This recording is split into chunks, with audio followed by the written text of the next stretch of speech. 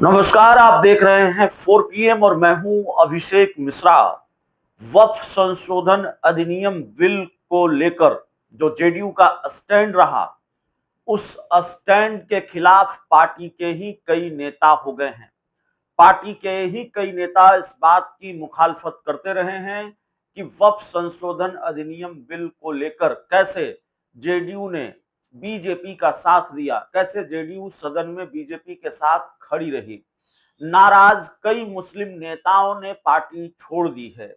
6-7 इस्तीफे अब तक सामने आ चुके हैं। जेडीयू के 6-7 विकेट गिर चुके हैं। हालांकि जेडीयू इस बात को लेकर गदगद जरूर है कि पार्टी का कोई बड़ा विकेट नहीं गिरा है। पार्टी छोड़ने वाले कई नेताओं के बारे में कहा जा रहा है उनका कोई आधार नहीं था, वो बहुत साधारण नेता थे, उनकी अपनी कोई जमीन नहीं थी। इस्तीफा देने वाले नेताओं की फहरिस्त लंबी होती जा रही है और यहां तक कि पार्टी के एक नेता का वीडियो सामने आया जिन्होंने अपने घर से जेडीयू का बोर्ड ही उखाड़ डाला, नेम प्लेट ही उखाड़ डाला। तो जाहिर तौर पर जेडीयू ये मैसेज देने की कोशिश जरूर कर रही है कि इससे पार्टी को कोई फर्क नहीं पड़ता और ये पार्टी के लिए कोई झटका नहीं है, पार्टी के लिए कोई नुकसान का सबब नहीं है और इस्तीफा देने वाले नेता पार्टी के लिए कोई बहुत महत्व नहीं रखते। लेकिन अंदर खाने जेडीयू के अंदर बेचैनी बहुत है। जनता दल यूनाइटेड के का जो शीर्ष नेतृत्व है वो ये समझ रहा है कि इस नुकसान हो रहा है और पार्टी के अंदर बवाल और बढ़ सकता है। तो पार्टी के अंदर बवाल को बढ़ने से रोकने के लिए, इस्तीफों का सिलसिला रुक जाए, इसके लिए नीतीश कुमार ने, जेडीयू ने अब डैमेज कंट्रोल की कोशिश की है, डैमेज कंट्रोल की कवायद शुरू की है। भले ही जेडीयू ये कहे कि फर्क नहीं पड़ता, इस्तीफा देने वाले नेताओं की अपनी कोई जमीन नहीं थी।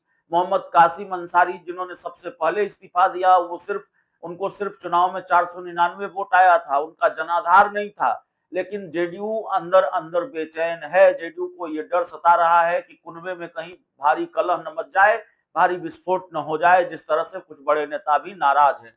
तो जेडीयू ने डैमेज कंट्रोल का तरीका ये निकाला है कि पार्टी के अल्पसंख्यक प्रकोष्ठ की प्रेस कॉन्फ्रेंस आज बुलाई है और उनको भी बुलाया है। गुलाम गौस, जेडीयू के एमएलसी जिनको सबसे ज्यादा दिक्कत, सबसे ज्यादा नाराजगी वक्फ संशोधन अधिनियम बिल को लेकर, मैं सबसे ज्यादा इसलिए कह रहा हूं क्योंकि जेडीयू में गुलाम गौस अकेले नेता हैं जिन्होंने सबसे पहले और सबसे कड़ा रुख अख्तियार किया, सबसे तल्ख तेवर के साथ वक्फ संशोधन अधिनियम बिल की मुखालफत शुरू की और भारतीय जनता पार्टी के खिलाफ मोर्चा खोल दिया। तो गुलाम गौस, अफाक अहमद, खालिद अनवर, कई नेता हैं जो आज, जेडीयू के कई नेता हैं जो आज प्रेस कॉन्फ्रेंस करने वाले हैं और इस प्रेस कॉन्फ्रेंस में ये बताने की कोशिश होगी कि जनता दल यूनाइटेड की चली है वक्फ संशोधन अधिनियम बिल में मुस्लिम संगठनों की जो चिंताएं थी उसका ख्याल नीतीश कुमार ने रखा है और नीतीश कुमार के कहने पर कई बदलाव इस बिल में हुए हैं, कई संशोधन इस बिल में हुए हैं। जनता दल यूनाइटेड ये बताने की कोशिश करेगी।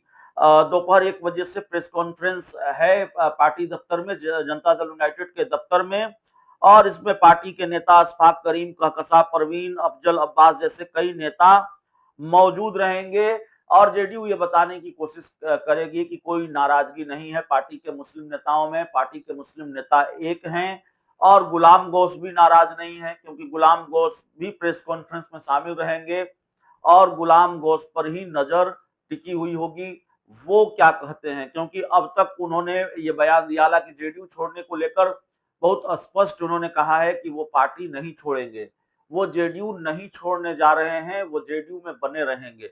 जब गुलाम गौस लगातार पार्टी बीजेपी के खिलाफ बयान दे रहे थे, ये मांग करते रहे थे कि भाई कृषि बिल की तरह वक्फ संशोधन अधिनियम बिल को वापस लिया जाना चाहिए। वक्फ संशोधन अधिनियम बिल को लेकर जो ललन सिंह का बयान था उसको वो उनकी निजी राय बता रहे थे। लालू यादव से भी मुलाकात कर ली थी, तब ये चर्चा तेज हो चली थी कि क्या गुलाम गौस पार्टी छोड़ रहे हैं। तो वो पार्टी नहीं छोड़ रहे हैं, बल्कि उन्होंने ये जरूर कहा है कि वो जेडीयू नहीं छोड़ेंगे लेकिन वक्फ को लेकर उनका जो स्टैंड है वो वही है। तो आनन फानन में डैमेज कंट्रोल की कोशिश की गई है, क्योंकि पिछले 24-48 घंटों में कई विकेट जेडीयू के गिर चुके हैं। पार्टी के कई नेताओं ने इस्तीफा दे दिया है और ये जो इस्तीफों का सिलसिला है फिलहाल थमता हुआ नजर नहीं आ रहा है। तो इस्तीफों के सिलसिले को देखते हुए आनन फानन में जेडीयू ने प्रेस कॉन्फ्रेंस बुलाई है और इस प्रेस कॉन्फ्रेंस को जेडीयू के अल्पसंख्यक प्रकोष्ठ माफ कीजिएगा, इस प्रेस कॉन्फ्रेंस को जेडीयू का अल्पसंख्यक प्रकोष्ठ संबोधित करेगा। पार्टी के कई मुस्लिम नेता इस प्रेस कॉन्फ्रेंस को संबोधित करेंगे और इस प्रेस कॉन्फ्रेंस में यह बताने की कोशिश होगी, फिर दोबारा हम आपको बता दें कि नीतीश कुमार की चली है। जेडीयू की चिंताओं का ध्यान रखा गया है, जेडीयू की सिफारिशें मानी गई हैं और जेडीयू की वजह से नीतीश कुमार के कहने पर कई बदलाव इस बिल में हुए हैं। इस पूरी रिपोर्ट में इतना ही। बहुत बहुत धन्यवाद।